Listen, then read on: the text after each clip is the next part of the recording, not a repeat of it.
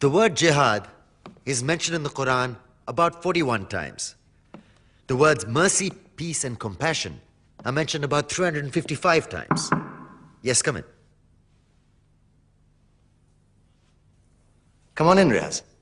Sit down, please. Contrary to popular belief in most Western cultures, Islam is a religion that preaches peace and tolerance. Yes, Patricia. If Islam truly is a religion that preaches peace, then how come the world's most troubled spots, the West Bank, Afghanistan, Pakistan, Iraq, they're all plagued with Islamic terrorism? Well, that depends on your definition of terrorism. Some might argue that the U.S. invasions of countries like Iraq and Afghanistan are also acts of terrorism. No, those were acts of war to get rid of despotic regimes. Or a means of getting at a country's oil.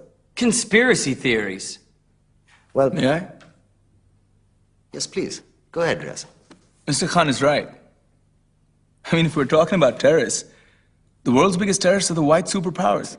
Come on now. No, really, stop and think about it. Explain 9/11. Okay. Do you know how many people died in the Twin Towers strike? Around 3,000. And do you have any idea how many people died in the bombing of Afghanistan? Take a wild guess. More than 15,000 people died. And that's just conservative figures.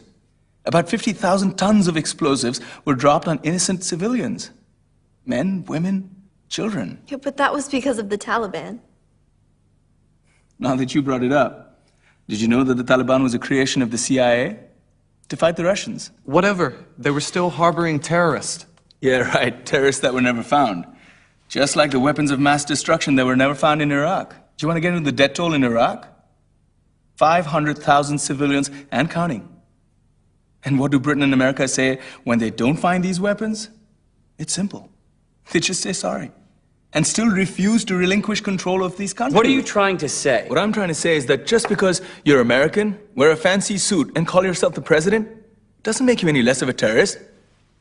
I'm saying that if you don't stop meddling in other people's countries, you will face a backlash. If Muslims like you feel that way, then why don't you get out of our country?